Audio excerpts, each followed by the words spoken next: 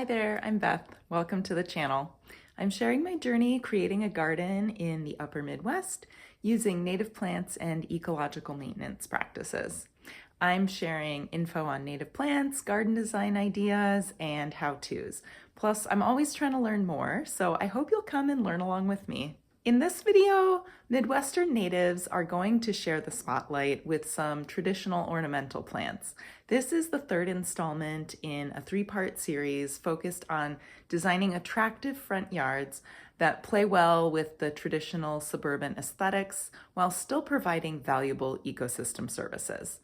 In part one, I shared a framework about making design decisions by harnessing the visual vocabulary of traditional landscape design.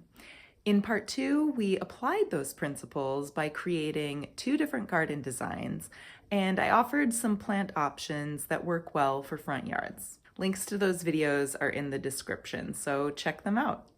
Today we're exploring how natives and exotic ornamentals can share space in our gardens. In the first half, I'll share with you how you can work natives into your yard gradually. In the second half, we'll explore native plant combinations that play well with exotic ornamentals that we choose to keep in our gardens. So this first part, gradually adding natives, I think this is what I'm most excited about in this whole series, because adding natives gradually is something anyone can do, no matter your budget, yard size, skill level. You just tackle a part that you can manage, and little by little, your yard becomes more and more ecologically functional. And yes, you will notice changes, even if you only do a little at a time. I remember the first year that I planted little blue stem. I only had 3 of those little plants in the 4-inch pots. If you're someone who has resisting added grasses because you love flowers, that was me. I was 100% on board with echinacea and black-eyed Susans, but grasses, eh. But I added them to my yard because I knew that it was, good for wildlife. And the following year, that was the first year I ever saw skippers. They're these little critters in the Lepidoptera family, or the butterfly and moth family. And there's just something about the way that they fly and the way that their wings fold up that is so delicate and beautiful. And I absolutely love them. Anyway, little blue stem is a host plant for skippers. And so the only reason they were there was because I planted those few tiny little blue stem. Well, after that, I was hooked. It completely changed how I thought about the plants in my garden. I had mostly thought about the visual appeal up until that point, even with the natives that I added, with wildlife value as sort of like eating my vegetables, necessary but grudging side benefit. But seeing wildlife thriving in my yard was so addictive. I'm hooked. It's hard to describe how gratifying it is to see a new creature in my garden and know that it's there because I've created a habitat where it can thrive. Where were we? Yes, gradually adding natives. Since we're talking native grasses, let's add some grasses. So if you have traditional flower beds already, I'm guessing you have some kind of situation where you have some flowering perennials surrounded by some mulch. A really easy way to add natives and make this bed more ecologically functional is to just pop some grasses in between the flowers that are already there. You could also add native wildflowers too. We'll talk about some possible plant combos later in the video, but the grasses are great because I'm betting you probably have a lot more flowers than grasses in your yard, so why not just balance things out? I like this approach for a few reasons. First, you really don't need to do any site prep, which can be the hardest part of adding new planting areas. And 2, you're increasing the density of your garden beds without having to buy a ton of plants. Third, you could fully convert your existing flower beds by first adding grasses and then slowly replacing your exotic perennials with natives, and you'd never have to feel like you have a garden that's under construction. Some grasses that work well for home landscapes include prairie dropseed, little bluestem, and side oats grama. I try to use straight species whenever I can, but I will also add to this list cultivars of switchgrass. That species can get a little aggressive, so it's not a great choice for small yards. Once you fill your existing beds with natives, where to go next? It's time to reclaim some of the valuable real estate that your lawn is hogging. If our goal with planting natives is to help wildlife, then ideally we're converting 70% of our yard to native plants. Great, now we just have to do site prep. There are many methods of site prep, as many methods as there are native plant enthusiasts. And it seems like every time the topic comes up, someone chimes in to tell you that the way you're doing it is destroying the environment. I don't want to get bogged down in the nitty-gritty of site prep here. That's like another video or 3. For now, I will just say this. It's good to shrink your lawn. And remember, site prep is a one and done thing. So get it done in a way that you're comfortable with and then reap the benefits of your native garden. Let me know if you'd be interested in a video on the pros and cons of various methods of site prep. I've tried pretty much every method out there and I've learned a lot in the process. But back to expanding our beds. You simply could make a new 5x5 or 10x10 bed to plant every year pretty methodically until you had gotten rid of most of your lawn. This is an example of a Parkway bed where they have done a phenomenal job of just doing this methodically year after year until they have a beautiful Parkway garden. Another option would be to create a new area along the edge of an existing bed, in keeping with the shape and the scale of that bed so that it sort of just gets gradually bigger year after year. This is basically how I approached my first garden. I didn't have a big budget and I was starting with a patch of lawn and a row of hostas. The first year I added a small tree surrounded by a small bed of woodland natives. The next year I added another area and filled it with divisions of both my natives and my existing hostas, as well as some plants I'd started from seed. I kept going like that until I had enough natives to then start replacing the hostas, though I ended up keeping some because I liked the contrast in foliage between the hostas and some of my other natives. Yeah, you heard that right. I think hostas can absolutely have a place in a nearly native garden. I'll be talking in a little bit about how you can use natives with some of your favorite garden plants. A topic that I don't think comes up enough when we talk about adding natives is getting rid of invasive species. Sometimes this can be even more important than adding those natives. It's important to know what's growing in your yard and make a plan for removal if you identify an invasive species. It pays to look for local resources in your area. Many organizations have incentives to help gardeners remove invasive plants, such as plant trade-ins, where they'll actually give you a free replacement tree if you can show that you have removed an invasive tree.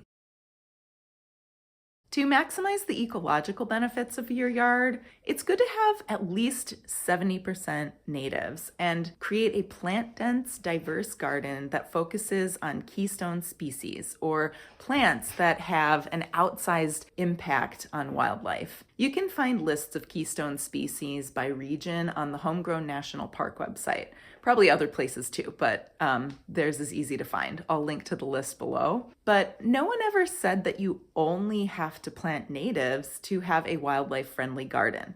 There's plenty of room for our favorite exotic species as long as they're not invasive. And a lot of our native plants work really well in combination with them. So here are just a few ideas for combining traditional garden plants with North American natives. I touched on this in my last video, but I really like yews as evergreen hedges alongside my native plants.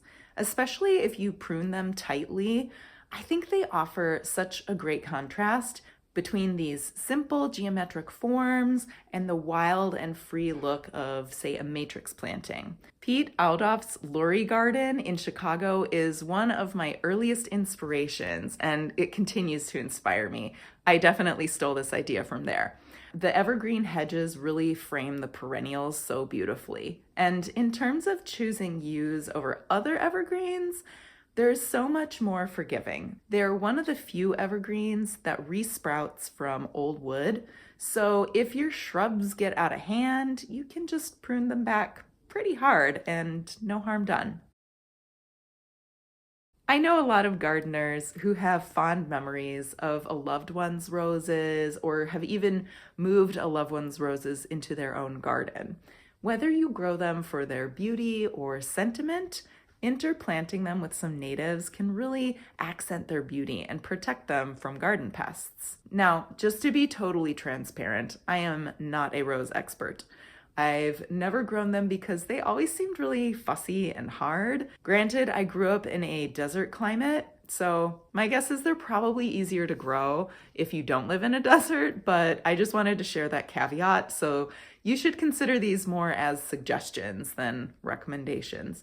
And if you do have recommendations for companions that work really nicely with roses that are native, I'd love to know. Let me know in the comments. So what I do know about roses is they generally need soil that is high in organic matter so that it can hold some moisture but not be getting too waterlogged. I know that they can also suffer herbivore damage and pest damage, and the bottom of the plants, are usually not too showy, so sometimes they benefit from being underplanted by something that's a little shorter. Here are a few natives that I think could fit the bill based on all of that. So alliums could be a good choice. Maybe showy wild garlic could look really nice with many kinds of roses. And that would also ward off a lot of pests. A lot of things just don't like the smell or the taste of alliums.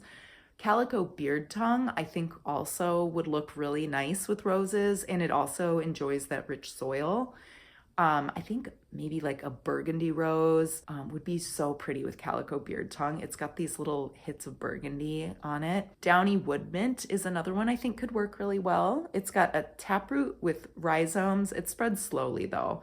And I think it could coexist with roses really well. It's a slow spreading ground cover and it's mammal resistant, and it's got these pretty blue violet flower spikes. And as for pests, Japanese beetles famously love roses. You know what's a great way to reduce Japanese beetle populations? Having less lawn. Japanese beetles lay their eggs in our lawns where they live underground in their larval stage, eating the grass roots. So shrink your lawn. You'll have less diseased lawn and fewer Japanese beetles.